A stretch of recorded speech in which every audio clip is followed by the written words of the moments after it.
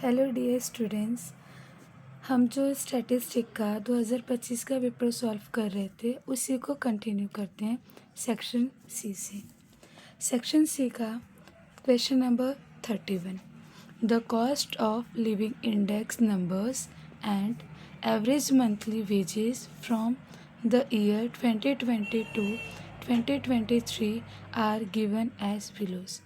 अगर आप क्वेश्चन को ध्यान से देखो तो पहले से आपके पास average monthly wages and second cost of index number already given है और आपसे क्वेश्चन में रियल नंबर्स पूछा गया है। इस प्रकार हमें क्या करना है, क्वेश्चन में दी गई डेटास का एक कॉलम बनाना है। कॉलम्स में सबसे पहले आपको ईयर नोट करना है, next average monthly wages, next cost of living index. Cost of living index कितना है आपका 120, 150, 130 एंड 160। रियल वेजेस को फाइंड करने के लिए आपका एक फॉर्मूला होगा। फॉर्मूला क्या आपका, average monthly wage divided by cost of living index into 100। अगर आपको रियल वेजेस फाइंड आउट करने तो हमें इस फॉर्मूला का यूज़ करना होगा। सो स्टार्ट करते हैं। 36 को किससे डिवाइड करना है, 36,000 डिवाइडेड बाय 120 इंटू 100। यहाँ पे next 40,000 divided by 150 into 100, 52,000 divided by 130 into 100, 56,000 divided by 160 into 100। Calculate करेंगे 36 डिवाइडेड बाय 120 इंटू 100 कितना आएगा आपका 30,000। 40,000 को 150 से डिवाइड करेंगे, 100 से इंटू करेंगे, कितना आएगा 26,667। 52,000 को 130 से डिवाइड कीजिए, 100 इंटू कीजिए, कितना आएगा 40,000। 56,000 को 160 से डिवाइड कीजिए और 100 से इंटू कीजिए, कितना आएगा 35,000।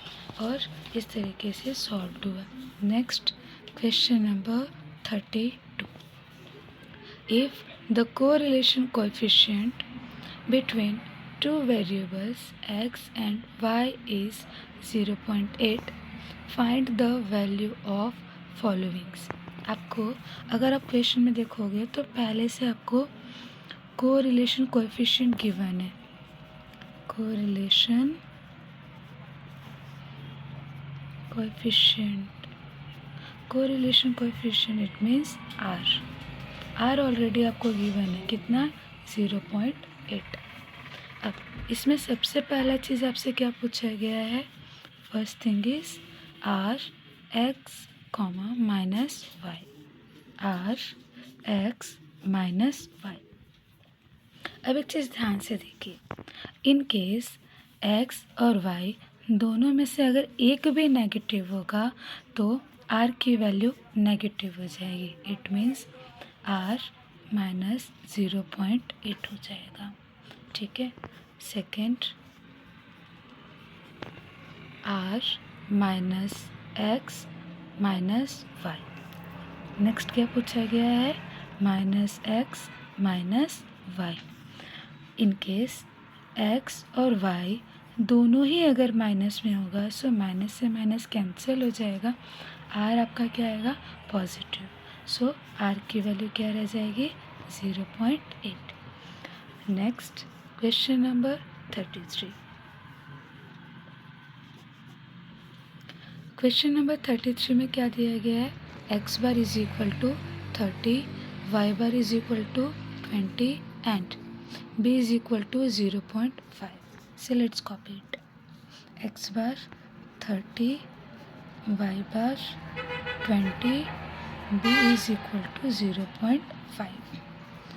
Find the intercept of the regression line of Y on X and write equation of the line।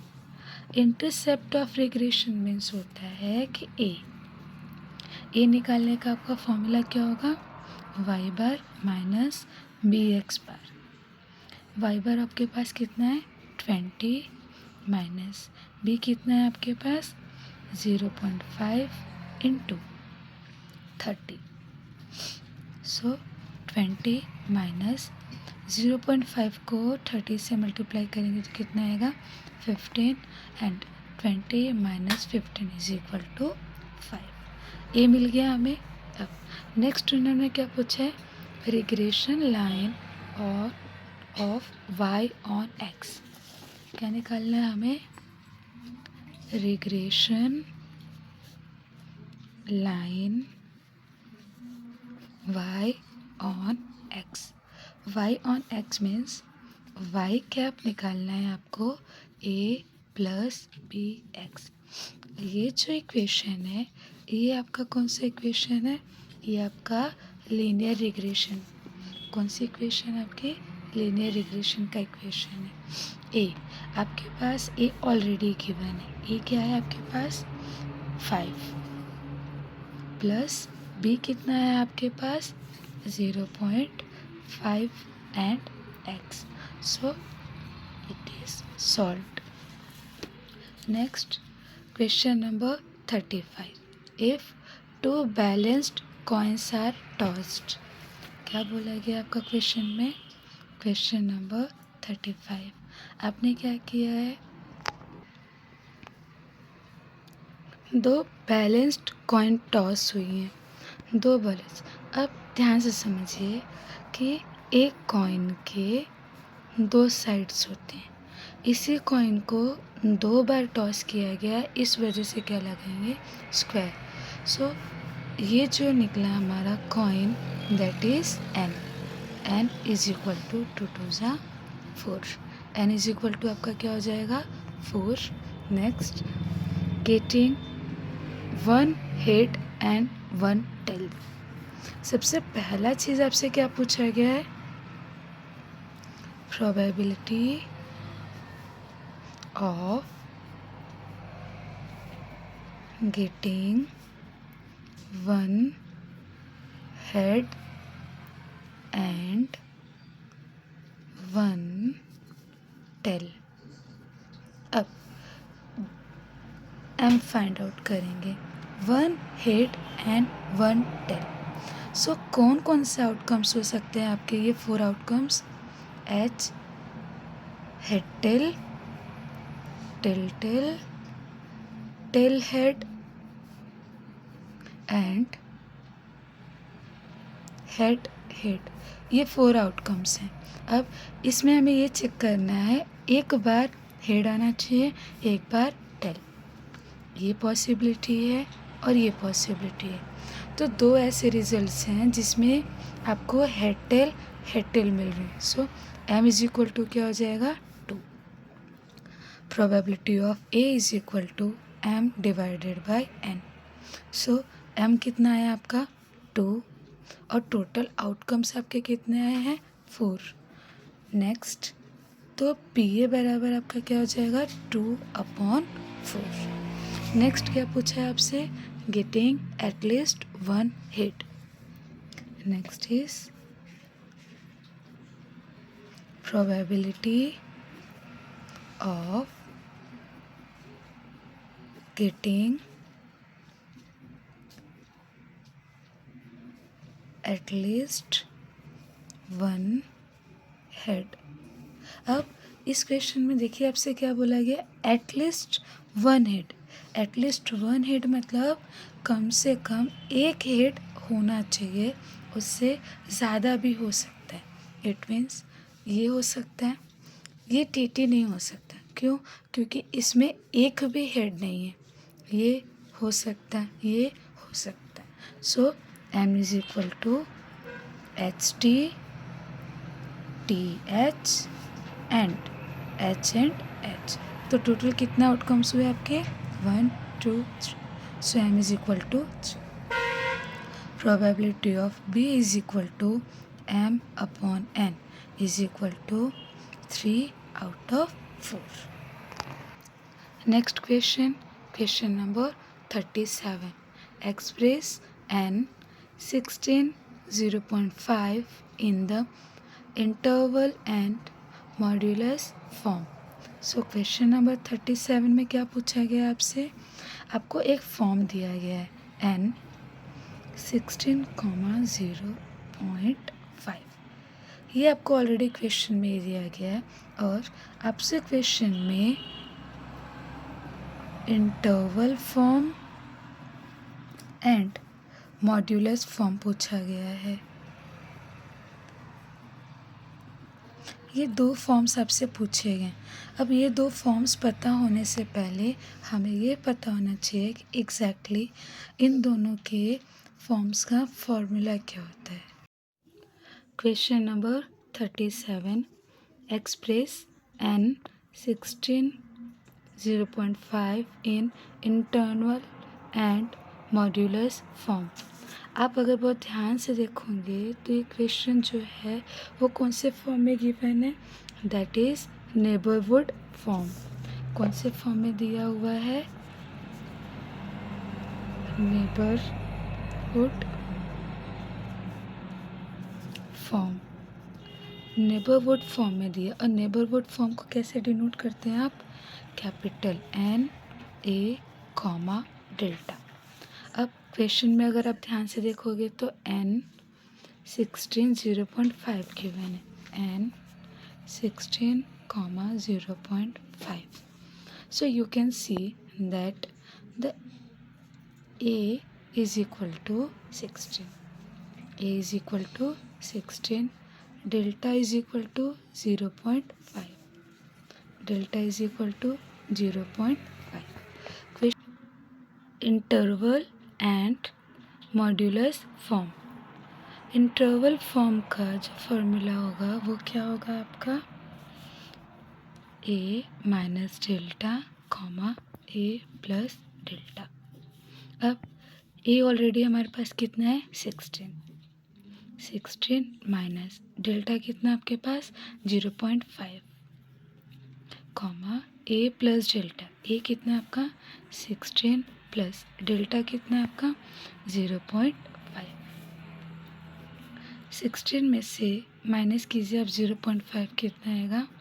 15.5 comma 16 में 0.5 ऐड कीजिए तो क्या हो जाएगा? 16.5. ये हो गया आपका first interval form. Second is modulus form. Modulus form. Modulus form अगर आपको निकालना है तो आपका फॉर्मूला क्या होगा? x minus A is less than delta. So x की वैल्यू नहीं पता होता है हमें. x की जगह पे आपको एज इट इज़ रखना है a कितना है आपका? 16 less than delta 0.5 and here it is. So question number 38. Find the value of limit x tends to -2 x power 7 plus 128 divided by x plus 2. आपको एक इक्वेशन दिया है that is limit x tends to -2 x power 7 plus 128 divided by x plus 2.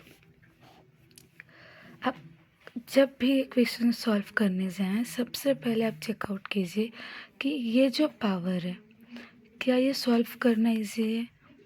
तो इसको solve करने के लिए आपको यहाँ पे चेक करना है. लिमिट के साथ जो भी x की वैल्यू गिवन है उसी का यूज़ करके आपको 128 को कन्वर्ट करना होगा. क्यों करना है ऐसा? क्योंकि जब पावर आपका कैलकुलेटिव नहीं होगा तब आपको एक फॉर्मूला यूज़ करना होगा that is limit x tends to a x power n minus a power n divide by x minus a is equal to n a n minus 1. ये एक आपका बेसिक फार्मूला है जिसका यूज़ करके आपको इसका फॉर्म चेंज करना है, then you will get your answer. कैसे चेंज करना, अभी ध्यान से देखिए। लिमिट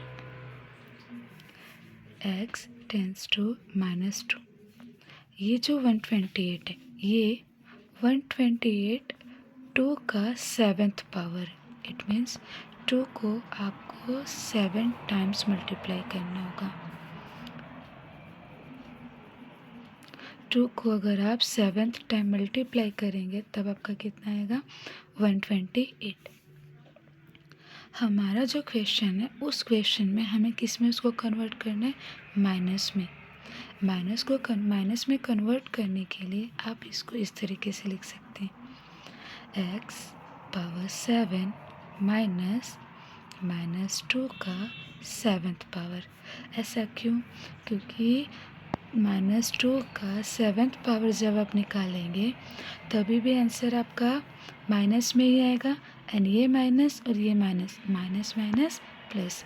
सो आपके सॉल्यूशन में कोई भी चेंजेस नहीं होगा, जस्ट आपका इक्वेशन का फॉर्म चेंज किया गया है ताकि हम इस इक्वेशन के फॉर्मेशन में ला सकें। अब अगर आप बहुत ध्यान से देखेंगे तो x की जगह पे, x के ऊपर पावर क्या दिया हुआ है, n। x के ऊपर पावर जो है n की जगह पे आपको क्या दिख रहा है यहाँ पर, 7। n की जगह आपको क्या दिख रहा है यहाँ पर, 7। a चाहिए, a की जगह आपको क्या दिख रहा है, -2। a की जगह क्या दिख रहा है, -2। सो इस इक्वेशन में हम उनकी वैल्यूज़ को पुट ऑन करेंगे। n क्या है आपका, 7 इंटू a कितना है आपका, -2, पावर में क्या है आपका n कितना है आपका, 7 -1, 7 इंटू -2। अब यहाँ पे 7 में से अगर आपका 1 माइनस हो जाएगा तो कितना बचेगा, 6। -2 का 6th पावर आपका क्या निकालना है, 6th पावर निकालना है, इट मीन्स 2 को 6 टाइम्स मल्टीप्लाई करनी है।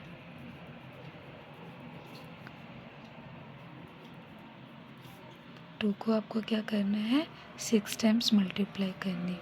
6 टाइम्स आप मल्टीप्लाई करेंगे तो क्या आएगा आपका, 64। सो यहाँ पे आप पुट ऑन करेंगे 64। 64 को 7 से मल्टीप्लाई कीजिए, कितना आएगा, 448, and then it is solved. Next question, question number 39। Determine whether the function y is equal to 12 plus 4x minus 7x square is increasing or decreasing at x is equal to 2। इसको solve करने के लिए सबसे पहले क्या दिया गया है, आपका एक फंक्शन गिवन है। Function y is equal to 12 plus 4x minus 7x square. इस क्वेश्चन का सबसे पहले आप फर्स्ट डेरिवेटिव फाइंड आउट करेंगे। फर्स्ट डेरिवेटिव कैसे फाइंड आउट करते हैं, सो यहाँ पे एक एग्जांपल के फॉर्म में बताती हूँ। इन केस आपका अगर 4 पावर है, x का 4 पावर है तो पावर आपका डाउनवर्ड, नेक्स्ट एक पावर आपको कम करना है। जैसे कि नेक्स्ट आपको अगर इन x पावर 3 गिवन है, सो क्या होगा, सबसे पहले आप 3 डाउनवर्ड लेंगे और एक पावर कम। नेक्स्ट x स्क्वायर गिवन हुआ हो तो पहले पावर डाउन करेंगे, नेक्स्ट एक पावर कम करना है। इन केस अगर आपका सिंगल x गिवन हो तो उसकी वैल्यू 1 हो जाएगी। What about 7x square given हो तो 7 इंटू 2 कितना होगा, 14। और यहाँ पे देखिए 2 बार पावर है ना, तो 2 पावर है, इसका मतलब एक पावर नीचे लाना है। एक पावर नीचे मतलब एक पावर कम करना है। नेक्स्ट इनकेस अगर 4x गिवन है तो अब यहाँ पे देखेंगे तो पावर नहीं है कुछ भी, मतलब 1 होगा। जिसके पास 1 पावर होगा वो क्या हो जाएगा, उसका 0 in the sense x exist नहीं करेगा, सिर्फ आपका रिमेनिंग क्या बचेगा 4। सो 12 आपका एक कांस्टेंट नंबर है, इस वजह से वो किस में कन्वर्ट हो जाएगा 0 प्लस 4x किस में कन्वर्ट हो जाएगा आपका 4 में, माइनस 7x²। अभी मैंने आपको जस्ट बताया था दैट 7 × 2 कितना हुआ 14, और एक पावर आपको कम करना है। एक पावर कम करना मतलब आपको एक पावर माइनस करना है। सो 2 का एक पावर कम होगा तो क्या बचेगा x⁻1। सो इसका फर्स्ट डेरिवेटिव क्या आएगा 4 - 14x। क्वेश्चन में देखिए, आपको क्वेश्चन में x = 2 गिवन है। सो x = क्या दिया है आपको 2, पुट कर दीजिए 4 - 14 इंटू x की जगह पे हमें क्या लेना है 2। 4 - 14 इंटू 2 कितना आएगा 28। 28 में से आप 4 माइनस कीजिए तो कितना आएगा -24। अब यहाँ ध्यान दीजिएगा, अगर आपका जो डेरिवेटिव का जो वैल्यू है वो 0 से कम आए, इट मीन्स 0 से डाउनवर्ड है, तो ये यहाँ पे देखिए माइनस में है ना, माइनस में इसका मतलब 0 - 24 से ग्रेटर है। अगर आपका वैल्यू नेगेटिव आए, इट मीन्स 0 से लेस देन हो, तो हम इसे बोलेंगे decreasing. We will say that dy/dx is decreasing. आप कब बोल सकते हैं, जब आपकी वैल्यू 0 से कम होगी, तब आपका जो आंसर होगा वो क्या होगा डिक्रीजिंग। इन केस अगर आपकी वैल्यू क्या हो 0 से ग्रेटर हो, 0 से ग्रेटर होगी तब वो क्या हो जाएगी increasing. Thank you dear students, next video में मिलते हैं।